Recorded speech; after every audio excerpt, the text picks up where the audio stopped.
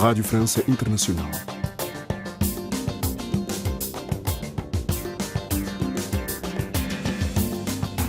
É a segunda parte desta emissão informativa aqui na antena da RFI, em português. Esta quinta-feira, na rubrica Vida em França, Catarina Falcão fala-nos sobre o fim da obrigatoriedade do teletrabalho em França, mas antes ouvimos o convidado de Ligia Anjos. Convidado. Decorre esta quinta-feira em Acre, na capital do Ghana, uma cimeira extraordinária dos chefes de Estado da Comunidade Económica dos Estados da África Ocidental. As bandeiras dos 15 países membros da sub-região estão presentes na sala de reuniões, mas 3 cadeiras estão vazias, as do Mali, da Guiné e Burkina Faso. São 3 países que foram suspensos da organização em consequência de golpes de Estados militares. O dossiê do Burkina Faso parece ser a principal prioridade deste encontro, mas na agenda desta semana está também a Guiné-Bissau, alvo na terça-feira de um golpe abortado que fez 11 mortes e vários feridos graves, segundo indicou o presidente guineense Umar Sissoko Embaló.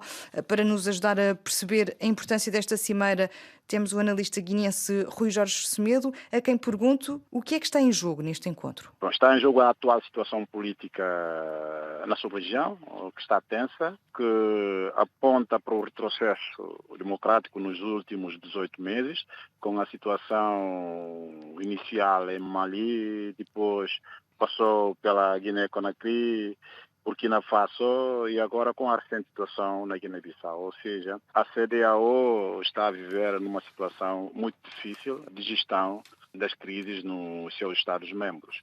Mas também nós não podemos descurar de apontar a CEDEAO como um dos principais responsáveis. Não tem tido a postura necessária, sobretudo do ponto de vista de chamar a atenção, de ter uma posição de combater algumas anomalias que vêm acontecendo ao longo desse período. Por exemplo, no caso da Guiné-Conakry, onde o ex-presidente Lassana Conté acabou por alterar a Constituição da República em benefício próprio e não pensando no fortalecimento do Estado.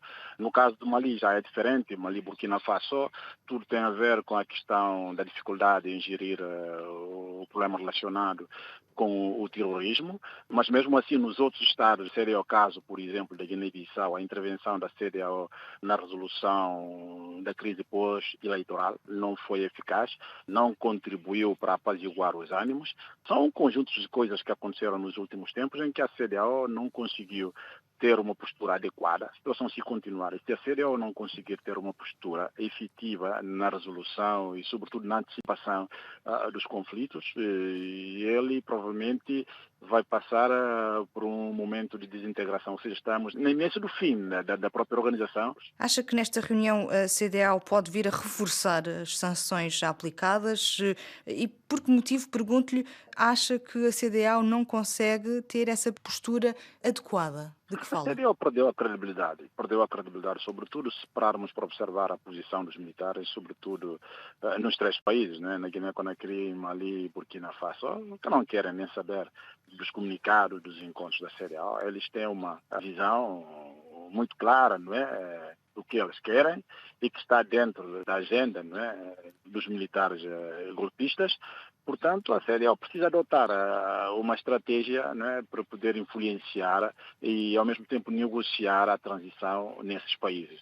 Por exemplo, a tentativa de levar a situação desses países ao Conselho de Segurança não deu em nada, mas pior é que a própria França acabou por retroceder, não é, na sua postura de sanção em relação ao Mali.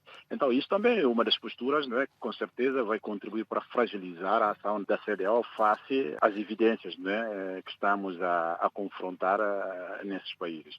A estratégia passa necessariamente por uma postura de negociação e não de endurecimento, porque a CEDEAO não tem tido um apoio a nível, não é, internacional para poder obrigar os militares golpistas a cumprirem, né, com as diretrizes da CEDEAO. Então eu acho que isso é uma das maiores dificuldades nesse momento da CEDEAO se impor a sua agenda perante a situação em que a sub-região vive nesse momento. Paulo Kagame tinha falado em golpes de Estados serem fruto de má governação. Fala aqui de uma falta de credibilidade por parte da CEDEAO, mas existe também uma responsabilidade governamental. Exatamente. Se pararmos para observar, mesmo aqui na África, alguns países com maior engajamento em termos de promoção de políticas públicas, nós não podemos dizer nunca, mas dificilmente vamos nos deparar com a situação de golpes de Estado. O caso, por exemplo, do Senegal, de Cabo Verde e até do Ghana, que teve no passado, mas parece-me que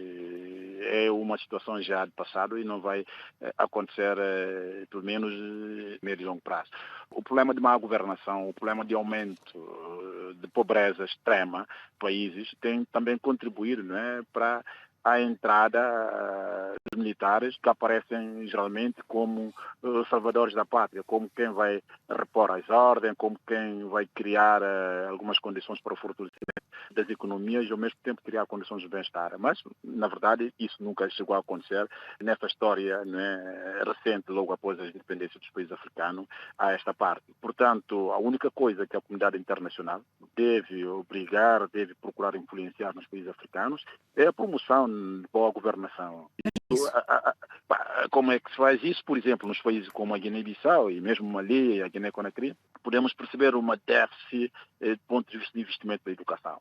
Enquanto esses países continuaram a ter uma déficit de cidadania, a educação formada não está a desempenhar o papel que deveria ter desempenhado, sobretudo nos programas dos governos, então vamos continuar a ter cidadãos com nível muito baixo de cidadania, cidadãos manipuláveis, cidadãos que vão exercer os seus direitos cívicos, mas pensando no seu pertencimento étnico-religioso e não no benefício que um voto pode acarretar na construção de bem-estar dos cidadãos. Os cidadãos africanos não contestam. Por exemplo, recentemente na Guiné aqui houve surgimento, né, novos impostos que o governo decidiu aplicar num contexto da pandemia, onde todo mundo está com problemas financeiros. Mas ninguém saiu à rua, os sindicatos apelaram aos cidadãos para saírem à rua, para pressionar o governo a voltar atrás na sua posição, mas ninguém saiu à rua.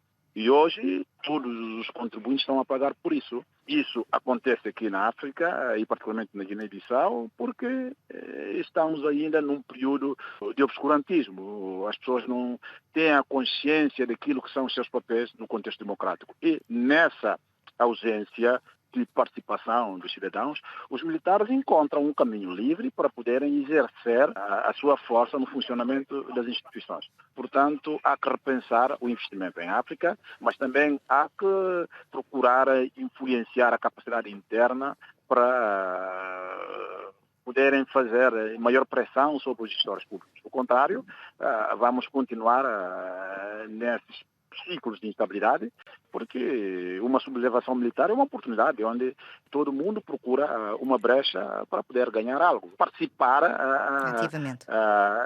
ativamente na desordem, né, no acesso ilegal aos recursos públicos.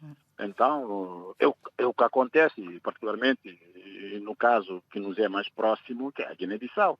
Tem grupos intelectuais que apoiam conexas iniciativas inconstitucionais, porque estão ali a beneficiar de alguma coisa por parte do Presidente da República, ou por parte do Governo, ou até por parte dos militares. Falou da Guiné-Bissau, que está na agenda desta cimeira que decorre no Ghana, depois da Guiné-Bissau ter sido alvo de um golpe abortado, há 11 mortes, há vários feridos. É importante levar esta questão à cimeira de hoje, a seu ver? Acho que sim, é importante, só que ainda há muita coisa por esclarecer.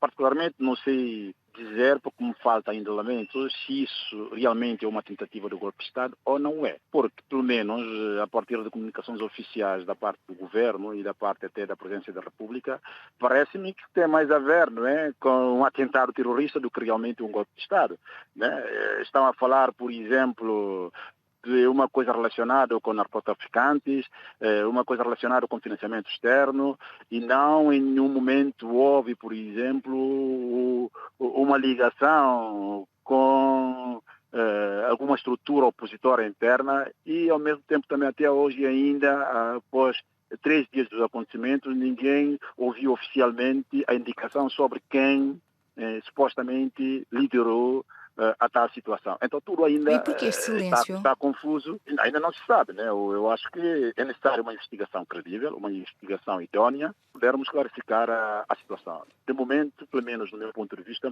é muito difícil avançar com elementos que apontam por um suposto golpe de Estado ou por uma suposta ação terrorista. Então, mas cabe ao governo clarificar a situação, assim teremos mais condição de poder refletir sobre o que exatamente aconteceu neste dia. Era Rui Jorge Semedo, politólogo guineense, o nosso convidado desta quinta-feira.